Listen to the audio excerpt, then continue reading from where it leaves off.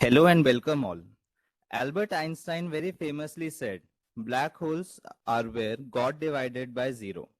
Black holes have been of great interest since a long time now. And today we have with us Mr. Taeho, an MPA fellow at the coveted Max Planck Institute for Astrophysics, to enlighten us on various aspects of black holes. Pleased to have you, sir. We can begin now.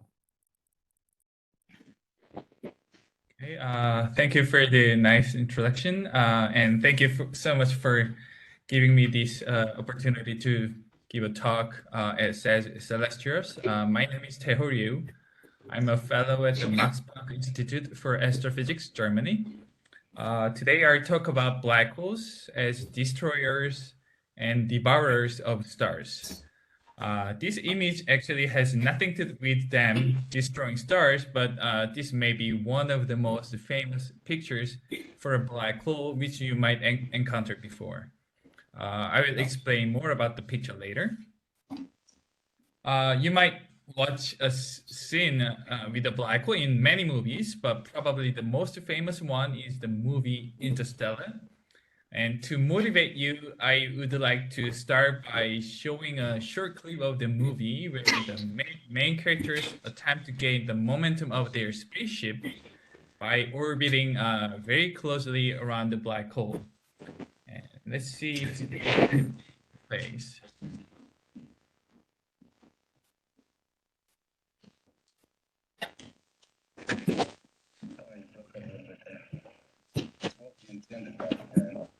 Okay, audio comes out, but it seems.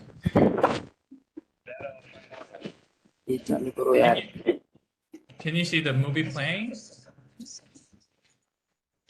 No, we can't. You can only hear the sound, right? Yes. Okay, sorry, let me quit and reshare this again. Sorry about that. I don't know why this happens. Okay.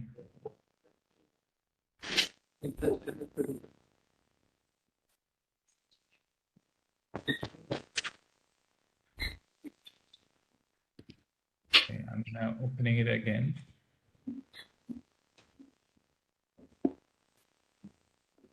Yeah, I hope it works now. Let's see. Yeah, I think it works now. Okay. We saw this kind of astrophysical objects many times.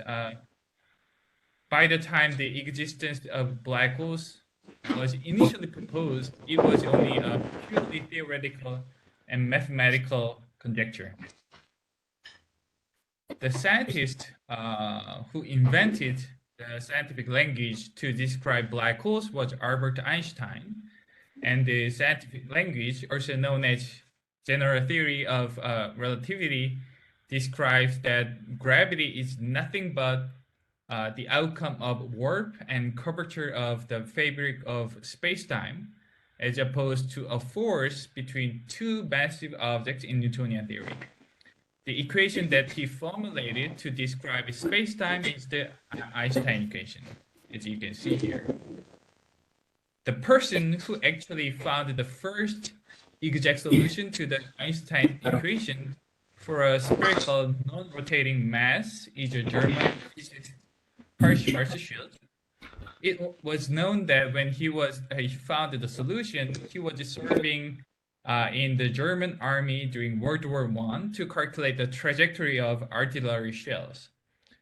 His solution for the Einstein equation became the first complete theoretical model of a black hole. According to his solution, for a black hole, we can define a radius inside which any massive or massless object cannot escape once that object passes across. So once you are in this radius, there is no coming back, even for light. And this radius is called Event Horizon or Schwarzschild radius, named after Karl Schwarzschild. Scientists categorize black holes mainly into three classes depending on their masses: stellar mass black hole, supermassive black hole, an intermediate mass black hole. To get some sense of how massive and how large those objects are, I will now compare their masses and radii with those of the sun. For simplicity, I will consider that the mass and the radius of the sun are both 1. Then the mass of the stellar mass black holes is roughly 5 to 100. That means stellar mass black holes are 5 to 100 times more massive than the mass of the sun. Supermassive black holes are unimaginably massive, million to more than billion. This makes black holes the most massive single object in the universe. Intermediate mass black holes, as the name implies, are those with mass in between. However, they are very compact. The radii of stellar mass black holes are 10 to the minus 4 to 10 to the minus 5. Now, this massive compact object has a comparable size to the sun, or 10,000 times larger than the sun. To make it more dramatic, if I compare the mass and radius of black holes, especially stellar mass black holes, with those of the Earth, the numbers are like this: 10 to the 7 to 10 to the 9 times the mass of the Earth, but each actually smaller than the Earth, 10 to the minus 2. So in other words, they are very massive and compact objects. As a very simple comparison, if I was somehow able to scoop the black hole by this tiny amount, the mass is actually comparable to roughly 100 to 10,000 times the weight of Taj Mahal. I found the weight of Taj Mahal from some blog, so I have to say I do not have a full confidence of the exact weight, but these numbers are good enough to tell you how massive and compact black holes are at the same time. Now, the question is, how do they form? We have a relatively good understanding of how stellar mass black holes form compared to the other two types. Stellar mass black holes are the natural end product of massive stars. Stars form out of a gas cloud. They are in a spherical shape because the pressure force pointing outwards exactly cancels the gravitational force pointing inward. In a more scientific term, they are in hydrostatic equilibrium. However, as the star keeps burning its fuel in the core, and when the fuel is run out, the supporting force becomes too weak to support the body itself. As a result, the star collapses and undergoes a supernova, leaving behind the stellar mass black hole. How about intermediate mass or supermass black holes? Scientists suggested a few brilliant ideas to explain their origins, but still their origin is an active area of research. Nonetheless, we know where supermassive black holes are. To tell you about that, we needed to go further out beyond our solar system. So before going on a journey further out, I want to tell you that I will use these units, solar radius and solar mass, frequently in the rest of the talk. Now, this is an inner part of our solar system, or these rocky planets are orbiting around the sun, or they are gravitationally bound to the sun. In fact, they can orbit because the kinetic energy of the planet is smaller than the potential energy from the sun, and their motions can be exactly described by gravitational attractions between them. The distance between the sun and Earth is roughly 200 solar radii, which is 1 astronomical unit. These are rocky planets, but we have also gaseous planets. Now we are seeing Saturn, Uranus, Neptune. Pluto had been downgraded to a dwarf planet. So the distance between the Sun and Neptune is around 38 U or 6,000 solar radii. But unfortunately, fortunately, a supermassive black hole is not around our solar system. We should go even further out. So zooming out, we are now seeing a spiral galaxy like ours. But of course, it's not a picture of our galaxy. To take a picture of our own, we have to get outside our galaxy, which we have not yet. So let's pretend that this is our galaxy with mass 10 to the 12 solar masses.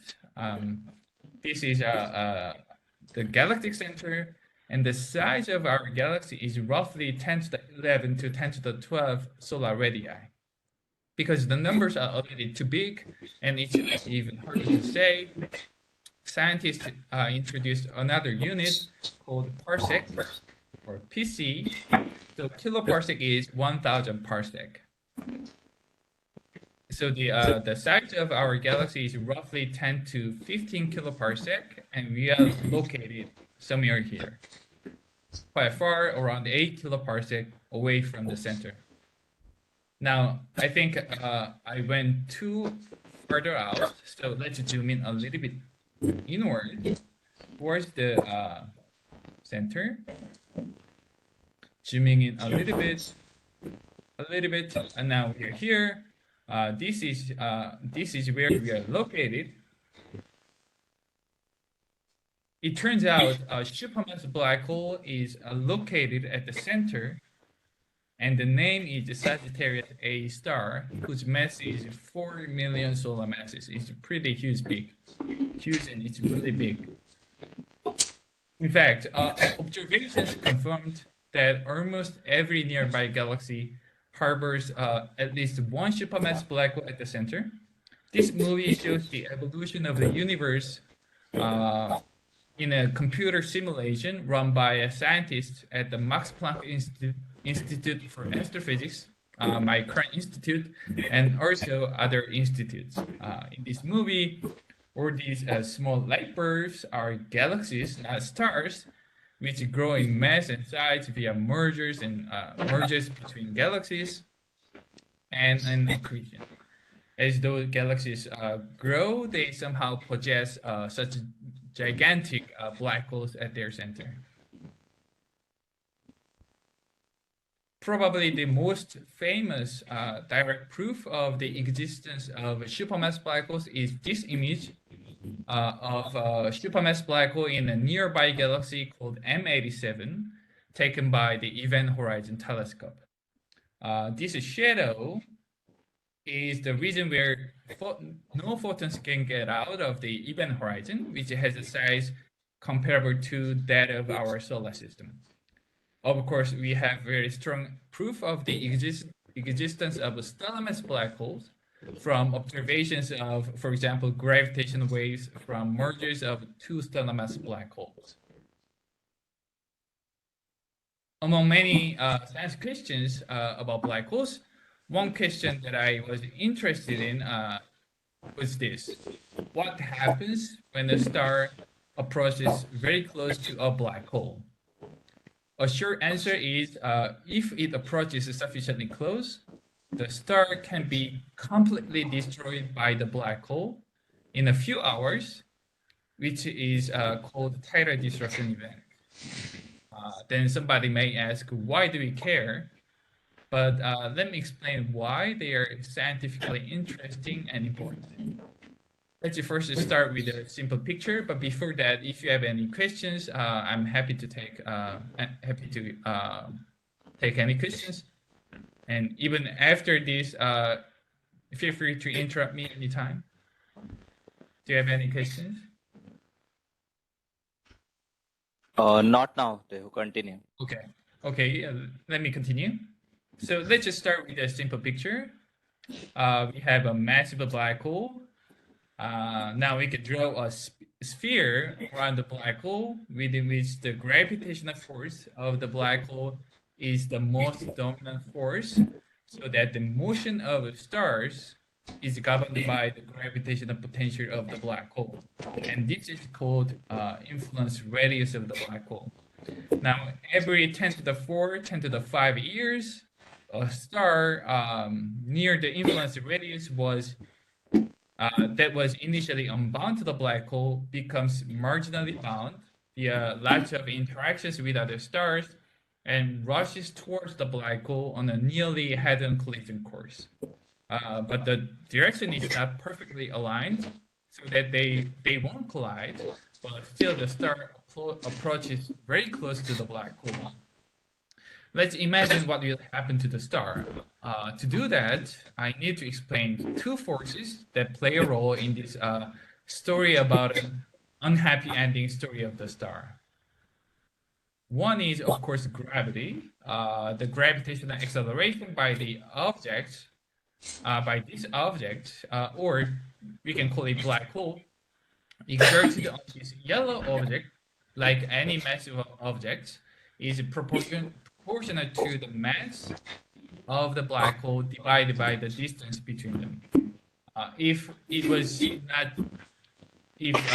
is not initially moving at this location, this object starts to fall towards the black hole due to its gravity. If this object is just a particle with no size, no volume, just folding in would be the only thing that this object would experience, like this. However, if the object is an extended one with some size like stars, it falls towards the black hole while it is deformed due to different gravitational attractions on different positions of the extended object, which is tidal force.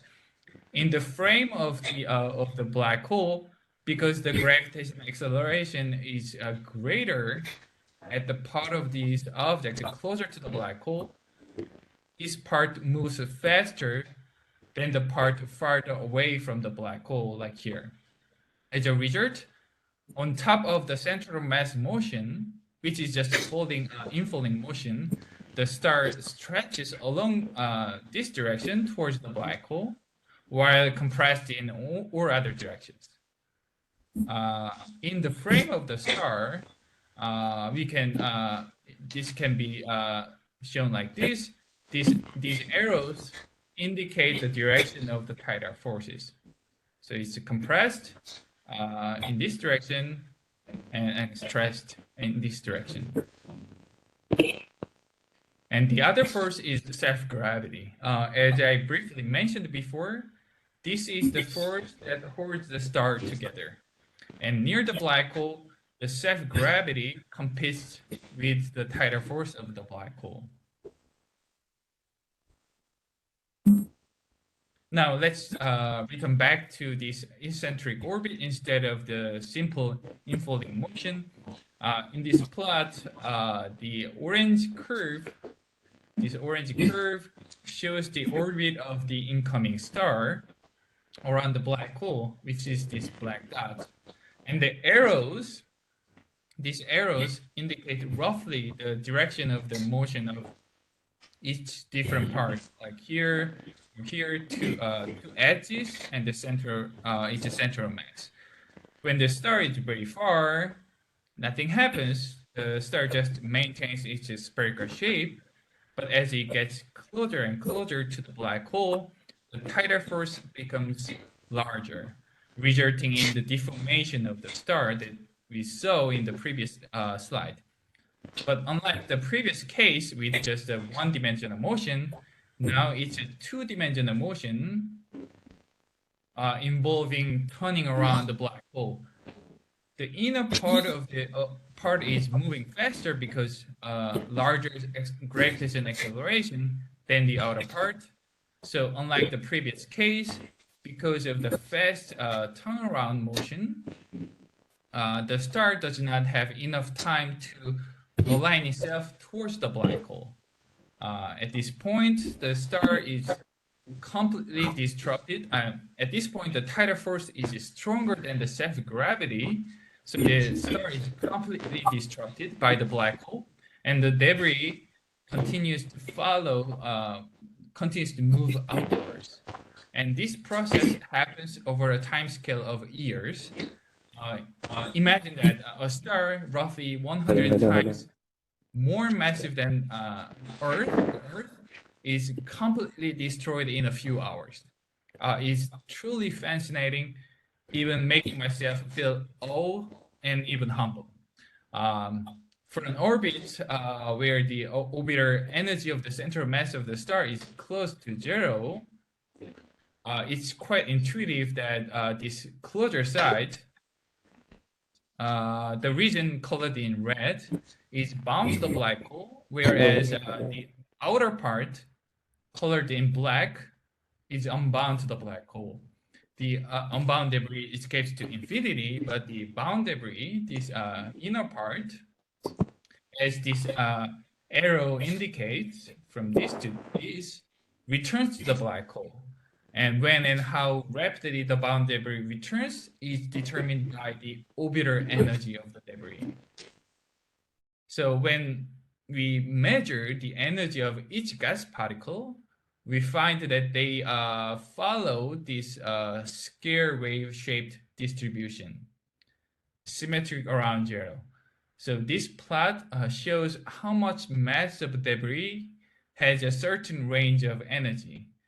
Negative indicates that the debris is bound to the black hole, and positive means the debris is unbound to the black hole. In fact, roughly half the mass is unbound and the other half is unbound.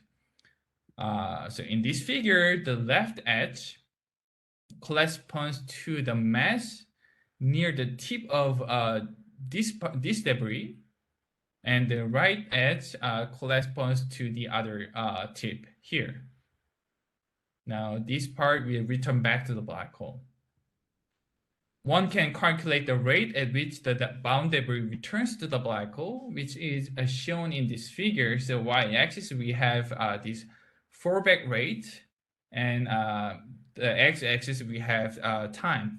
The rate increases quite rapidly over months and peaks and decays over years. Interestingly, the rate decays like a power law following t to the minus 5/3, which has been accepted as a characteristic feature of this event. I have to mention that this curve does not necessarily follow the shape of light curves that we observe. This rate is pretty high, indicating debris accumulates around the black hole, interact each other, and generate heat. And in this process, we expect that a bright and detectable flare can be generated. I'm showing a movie that I made using computational simulations for two stars orbiting a black hole very closely. Now we are looking at these stars as we follow their motion. So the stars remain still in this movie frame, but I will show you roughly where those stars are located relative to the black hole. Okay, now those stars are quite far, so nothing happens. But as you can see, as it gets closer and closer to the black hole here, now you can see the stars are deformed, spinning. But interestingly, this star is completely destroyed, but this star still survives. So this movie shows that when the distance is close, but not that close, the star only loses some fraction of its mass and survives. And this event is called partial disruption event. And this is called a full disruption event or total disruption event. If you are interested in looking at the full version of this movie, please find this YouTube movie clip that I made in collaborations with NASA for their annual event, Black Hole Friday. Now, this movie will show the evolution of the system in a large spatial scale beyond what I showed before. we are going to see the density of gas in the orbital plane. And for 1400 RG, this is called gravitational radius, but simply saying this is roughly 300 solar radii. Now we have this black hole, now red dot, and it's really hard to see, but this we have a star, but this from this zoom in panel, you can see the star more clearly. Now I'm playing, the star approaches, now it should, okay, here we can see it, it's disrupted, and now the debris continues to move outward. And as I explained, this part is unbound to the black hole, so it will escape to infinity. But this part is bound to the black hole. It was initially moving outwards. Now you already saw this part is moving inward, closer to the black hole. Now after this, let's see what's happening to this debris. So the debris returns, turns around one more time, and collide with a newly incoming stream. As the more mass comes in, the system becomes very dynamic. And this is a very interesting feature called nozzle shock. And the system becomes very interesting and very dynamic. I just wanted to give you some visual image of what TDs are. Tidal disruption events. Okay, then why are tidal disruption events astrophysically interesting and important? Other than the fact that destroying stars in a few hours is very cool. Among others, I'm giving you 3 reasons why. First, this is a promising tool to prove the existence of massive black holes in quiescent galaxies. Quiescent means the object like galaxy is not emitting any electromagnetic radiation that we can observe. Quiescent galaxies are very hard to observe even though they exist out there. But once a tidal disruption event occurs, a bright flare is generated like a SOS signal or even dying message saying here is the murderer. Then we know there is a galaxy from where the light came from. And second, this event occurs very close to the black hole, meaning general relativity is the only accurate physics that can describe these events. Turning around, by studying tidal disruption events, we can have a better understanding of the physics of extreme environments around black holes. Lastly, the light from TDs carries valuable information about stars and their environment that cannot be directly resolved by other means. Okay, so the fundamental theory of TDs was developed for supermassive black holes in the 1970s. Since then, scientists, including myself, have been eager to learn everything about these events by supermassive black holes. However, in principle, tidal disruption events can happen by black holes of any mass scales.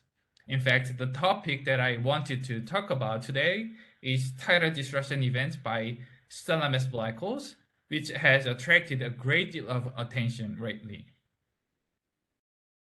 Okay, stars are one of the fundamental building blocks of the universe. At a large scale, galaxies form a group. In each galaxy, there are a number of groups of stars and stellar mass black holes bound by their own gravity or star clusters. In those clusters, in particular near the center, stars and black holes undergo multi-body dynamic interactions. This movie shows one example where a binary star encounters with a single star, resulting in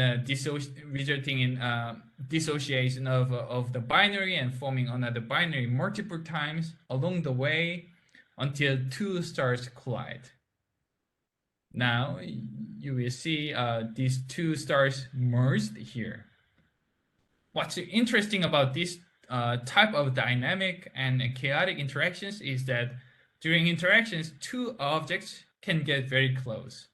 So that means if one of the encountering objects is a black hole, tidal disruption events can happen, but in a more complicated way than such events involving just two bodies because of the existence of the third object.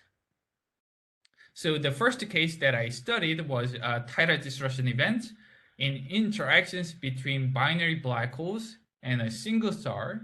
I want to remind you that now I'm talking about interactions of stellar mass black holes, not supermass black holes. From computational simulations, my collaborators and I found that binary black holes can disrupt stars with potentially unique observational signatures, and such events can make a non-negligible impact on the orbit of the binary. So these movies show two examples for two types of tidal disruption events we identified. In this movie, a star approaches the binary black hole. In this movie, this star approaches the binary black hole, the red and black dot, in a prograde orbit, meaning the star orbits around the binary, the central mass of the binary, in the same direction as the binary rotates, that is counterclockwise. And note that this cross symbol just simply indicates the central mass of the binary. On the other hand, in this case, the binary is rotating in the counterclockwise direction, while the star is orbiting in a clockwise direction relative to the central mass of the binary. Okay, so and the time is normalized by the orbital period of the binary, and let's see what happens. So the star is orbits, turns around, tidally disrupted, and debris continues to move outwards, but some this bound debris returns and continuously interact with this binary.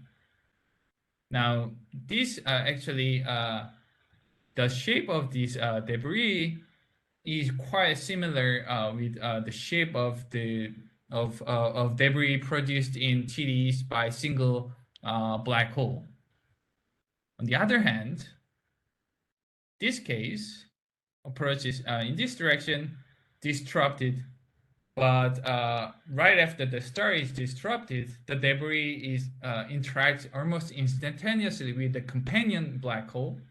So the debris does not have this regular shape, but it's more like a smeared gas clouds.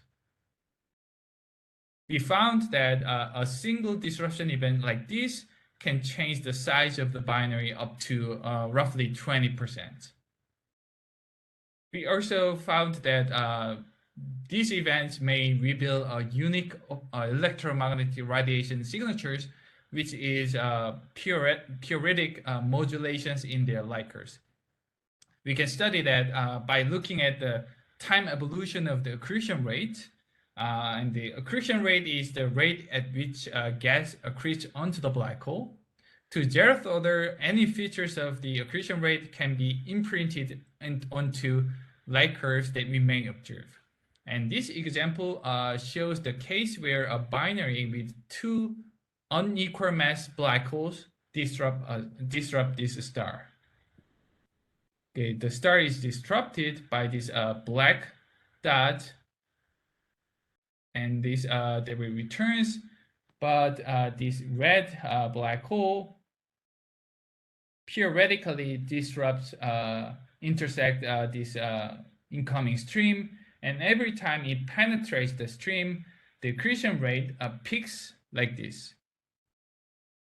So this is a very interesting, this could be a very interesting observational feature that help us to identify this type of events from other astronomical events. Now, another interesting finding is that if the phase angle is different, while all other initial conditions are exactly the same, we have qualitatively different outcomes from encounters.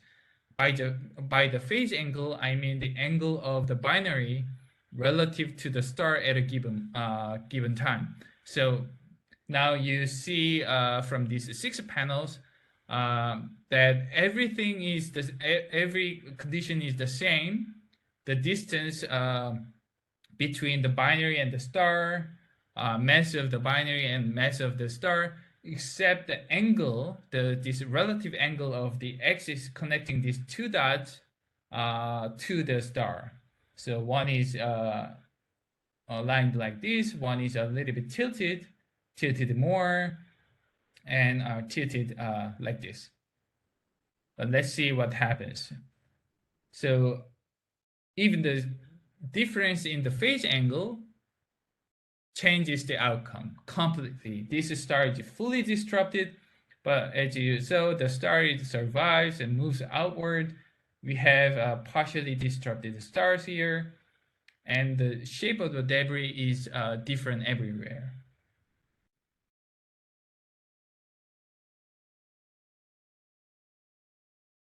Okay, then the next case is encounters between stellar binaries and single black holes.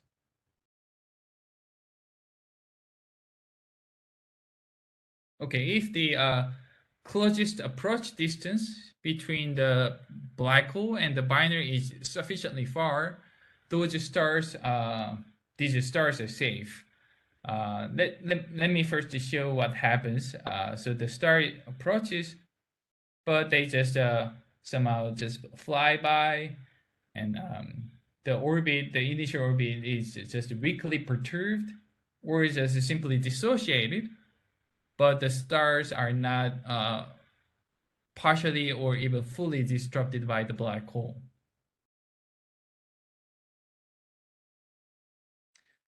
However, if the closest approach distance is sufficiently small, more quantitatively, if such a distance is smaller than the size of the binary, we find frequent disruption events. Furthermore, those events are more dynamic, and the evolution of the debris is unpredictable than those of a single star by a single black hole. So this is one example. So this binary approaches this single black hole, and this star is completely disrupted, but the other star is ejected to infinity. This is one case. And another case is even more dramatic. Like before, the binary approaches and they interact, there is a almost instantaneous disruption event of those 2 stars. And in this case, the 2 stars are partially disrupted. Now, the material accretes onto the black hole, and this black hole will emit electromagnetic radiation, and we can observe. Even more dramatic case, I like this. So here, star is partially disrupted, also partially disrupted, but somehow these 2 stars merge during interaction, and also then partially disrupted by the black hole. And let me play this again. This is a little bit less dramatic, but still quite interesting because they form this interacting binary system. They form an interacting binary system. So every time it passes this region, some mass is lost, and the mass is accreted onto the black hole, and the black hole will emit electromagnetic radiation. So these interactions between more than 2 bodies are very complicated, except for some limiting cases. We cannot find an analytic solutions of the motion of objects in more than 2 body interactions, as opposed to 2 body problems, which is analytically solvable. That means we need to run computer simulations So what some astrophysicists like me are doing is to build theoretical models to describe interesting astronomical events that the universe created, like tidal distortion events. And if necessary, we run simulations using supercomputers. Let me end my talk with this summary. I hope so. The black holes are mysterious objects that help us understand the universe with creative ways, such as sending signals to us by destroying stars. And tidal disruption events are one of my primary research interests, and especially tidal disruption events are by massive black holes are a promising tool to prove the existence of dormant black holes, and this could play a role as a laboratory to test general relativity. And they are also messengers that carry information about galactic centers. And I also studied tidal disruption events in multi-body dynamic interactions between stars and stellar mass black holes, and we found greater varieties of tidal disruption events with potentially unique observation signatures. And they also carry valuable information about stellar clusters and the interactions between stars. I hope you enjoyed my talk, and I'm happy to take any questions.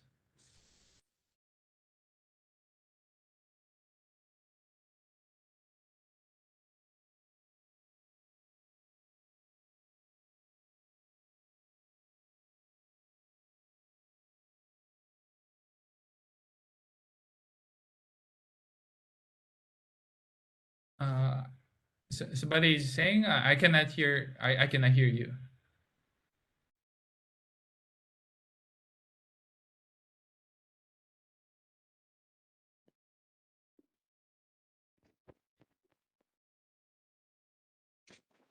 Hello. Hello, am I Yes. audible? Yes, Thank I you can for hear the you. thank you for the interesting talk, Doctor. However, I have a very basic question.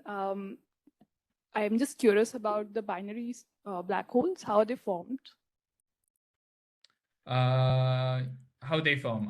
So there are mainly two ways. So stars can form binary systems. Especially, actually, we observe massive stars are likely to be found in binary systems. And as these stars in binaries evolve, those stars collapse to black holes. And if the system is stable, then the outcome is a binary black hole, can be binary black hole. And And another are way they to very... form, I'm so sorry. sorry? Please go. No, please Yeah, go. so on that, oh, okay, go ahead. So, how common are these binary black holes? How common? That's a very good question, but common compared to, so how can I define common? Okay, stellar mass black holes in the group of stellar mass black holes. Okay, so there have been lots of studies about formation of binary black holes, and we know that binary black holes exist from mergers of from by observing gravitational waves from mergers of star mass black hole binaries, but it's not clear. I do not know exactly how common they are, but I think that's a very active research area.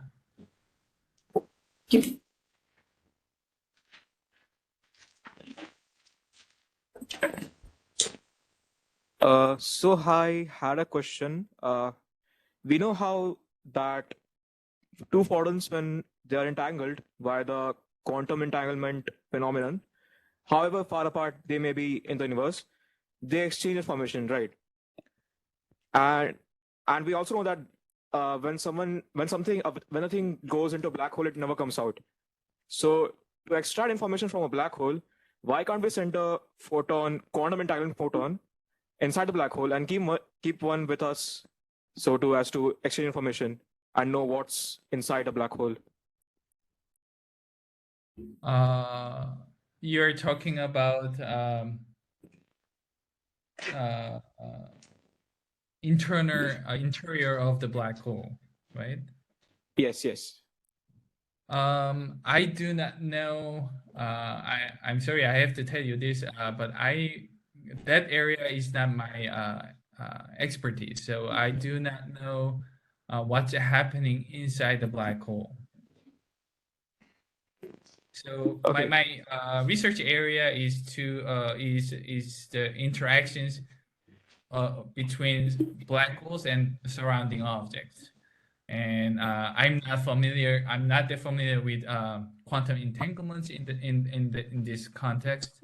So yeah, I'm sorry, but I do not know the answer to your questions. Okay, no worries. That's a question for another time, I guess. Mhm.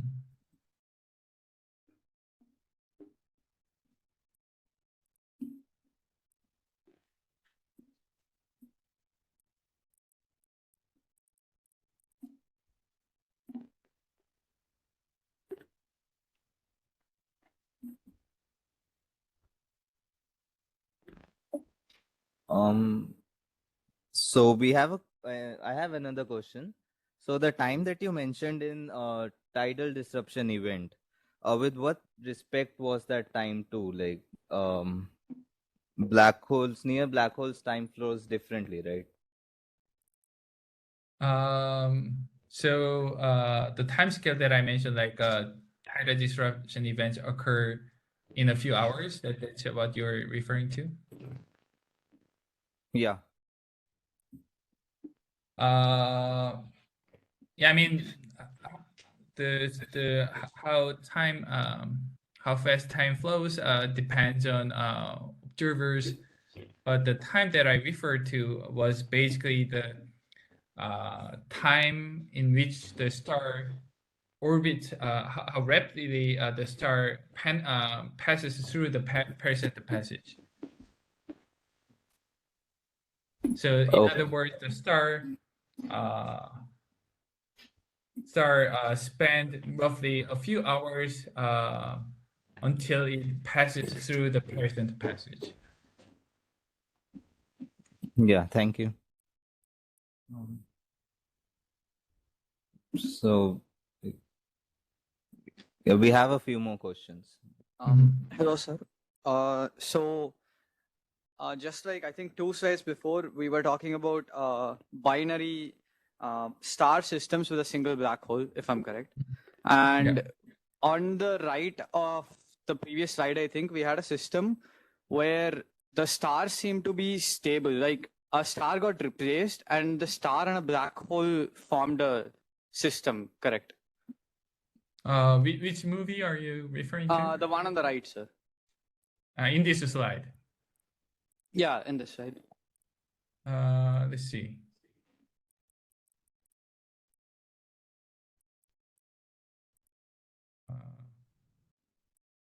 Okay, so in this case, neither of them survived.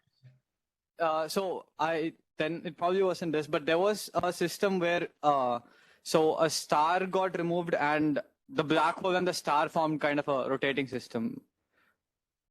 Oh, I think you're talking about this.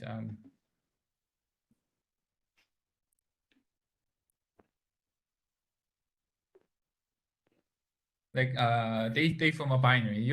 I guess Yes, sir. you're I was referring to this. So so every time the star and the black hole come together, the star seems to experience a minor tidal disruption, but the disruption doesn't persist, right? Like the star goes back to its original state. So why do you think that happens? Like, why isn't this star in this case fully tidally disrupted? Okay, you're asking why the star is not fully disrupted. Yes. Okay, because the closest approach distance in this case is not that close. Okay. So first disruption event only occurs when the distance between the black hole and a star is very close, and there is a characteristic distance within which a star is fully disrupted, which is around, for supermassive black holes, it's around 100 solar radii, somewhere there. But if the closest approach distance is greater than the characteristic distance, the star still loses a little bit of mass, but it survives. And in this case, the closest approach distance is not that close. And that's why the star survives and only loses a little bit of mass every time. So if in a large scale of time, since the star keeps losing mass every time it approaches the black hole, will the star eventually undergo like some decay or something? Oh, yeah, I think that's possible. So in fact, we found one case where this star undergoes multiple partial disruption events, but the size of the binary continues to shrink, and in the end, the star is fully disrupted. That's a possible scenario. But whether that happens or not, that depends on the mass of the black hole, mass of the star, and the energy of the orbital energy of the star, and many other parameters. Okay. Yeah, this seems like a very special case. Yeah. Thanks a lot, sir.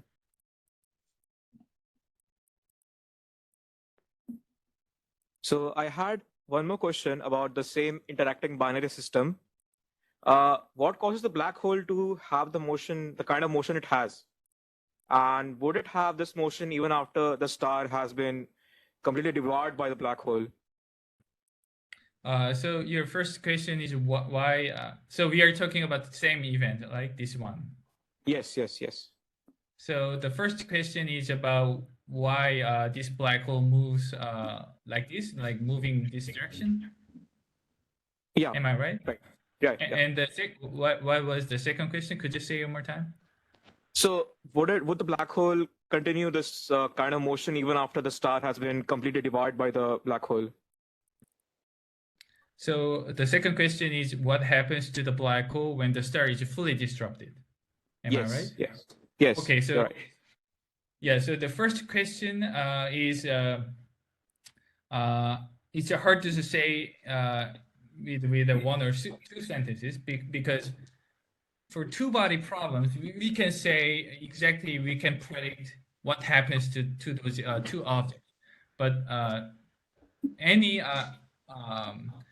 so in interactions involving more than two bodies like this, the interactions become chaotic, and there is no way to analytically predict the motion of the star, except for some limiting cases, and that's why we have to run computer simulations. So it's really hard to see why this the final motion of the black hole is like this. But this is what I can say is that this is basically multiple close encounters between those objects and exchange energy and angular momentum, and this is the final outcome. And for the second question, once the star is fully disrupted, then the bound mass accumulates around the black hole and forms some sort of accretion disk and accretes onto the black hole, and there is a maybe quite large amount of energy emitted from this accretion disk, and that is something we might be able to observe. Those are answers to your questions, or you can ask again. No, yeah, my questions have been fully answered. Thanks. Okay, yeah, thank you. Hello. Yes. I had a question regarding one of the graphs you showed. I guess it was the graph of the material falling into the supermassive black hole versus, Okay. I guess it was. Let me go back. Okay, continue. Yeah. It had mass on the y scale, and on the x scale there was, I guess, p divided by p. So I just had a question: what was that p? Sorry, which plot are you? Not this one. Yes.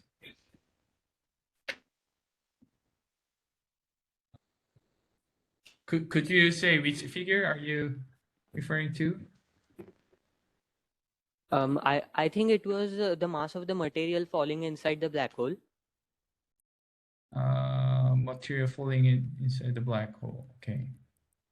Not this one. You are referring to a movie, right? Or a plot? No, it was just a plot, I guess, in a slide.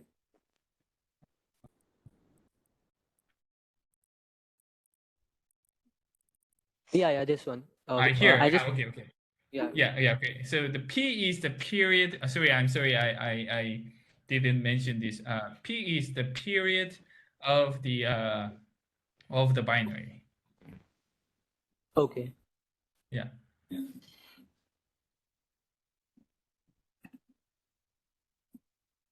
I had a question. Like, we know that no amount of energy can escape from a black hole, right? Once photons cross the event horizon, but outside we can still observe. But we know that black holes can die over time due to Hawking's radiation. Like, given enough time, they can, right? So how does that work?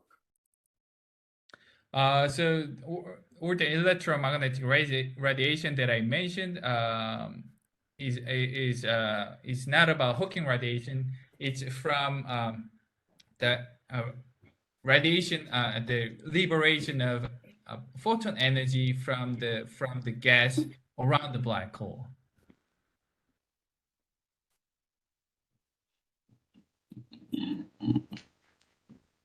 Does it answer to your questions?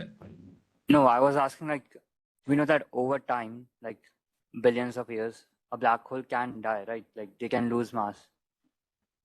Okay. So how come But that in be very extremely slow rate. at an extremely slow rate? But how come that be when we know that nothing can come out of a black hole after it crosses the event horizon? How come it's losing mass when like it cannot? How so you're asking how black holes can lose mass? Yeah. I might be wrong, but one I think what I understood is near the event horizon, matter can split into, let's say, two particles, and one can go inside and one can escape. And that's something we what I believe is called the Hawking radiation, but that's I do not have a full confidence about my understanding. But how black holes can lose its mass, this is something I have to do some research. I think I do not exactly know what happens there. Thank you, sir, for your answer. Hello, Dr. Taeho. I wanted to ask, can you explain what do you mean by dormant black hole? So dormant black hole means the black hole does not emit significant amount of radiation energy. So from our point of view, the black hole is just sitting there without emitting any energy that we can observe. If a black hole is active, then the black hole emits, actually the gas around the black hole emits energy so that we can actually observe. Okay, thank you.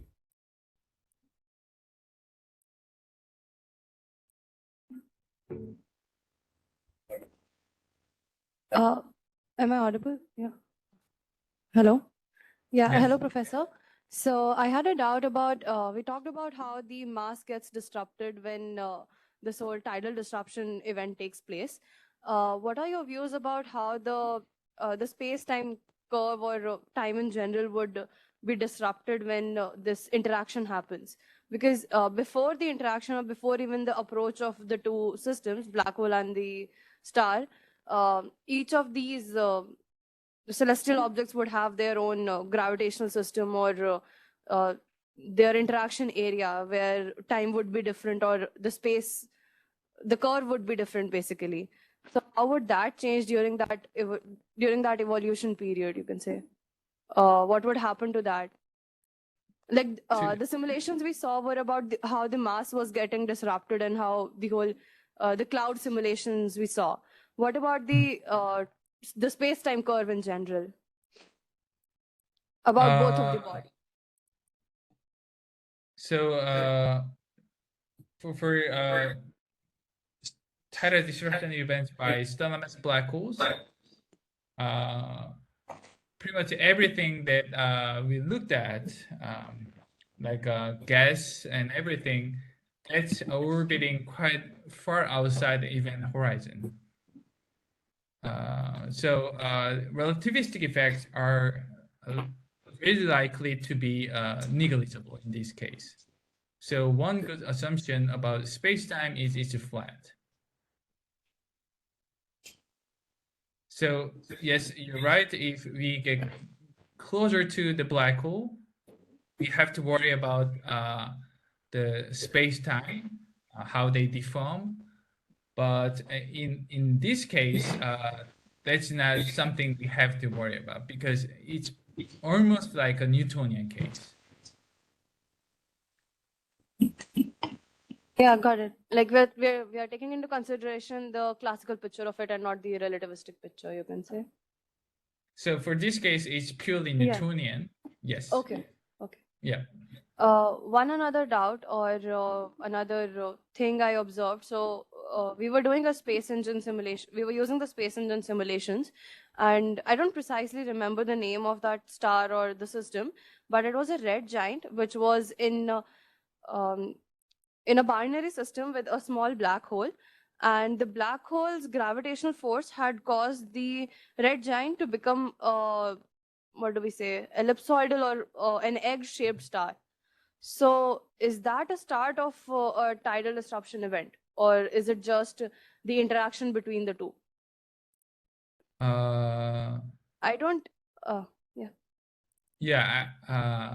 I do not know exactly what kind of binary system you're referring to. I may not know what that is. But if a giant star is the shape is deformed so that it's more like an ellipsoidal shape, that means the tidal force is already very strong enough to change the shape. That may be the onset of tidal disruption event, or just simply strong, but the distance is not close enough so that any significant mass loss doesn't occur.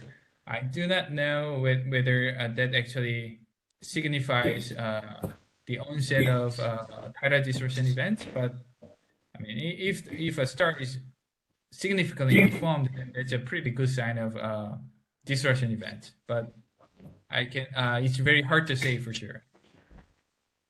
Yeah. So okay, we just Googled it. It was the V723 Mon red giant, and it has become a very egg-shaped star with a small black hole. So I just want to know, is this also one kind of a disruption event? Sorry. Yes, I think it could be possible. But disruption events occurs on a time scale less than, let's say, a week or so. So if we actually have observed something like a bright flare, then that means the star may be likely to be disrupted, partially So or it's fully. starting to disrupt, you can say. Yeah, but if we haven't observed anything from the system, then maybe it's just a gravitation interaction without any mass loss. Okay. Thank you. Yeah.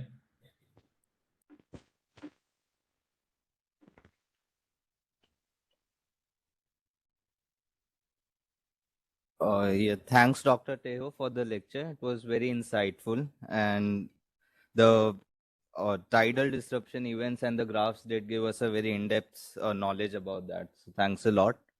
Thank you. So I guess we will end the lecture here. Thanks a lot for your time. Thank you. Thank you. Thank you so much for your interest.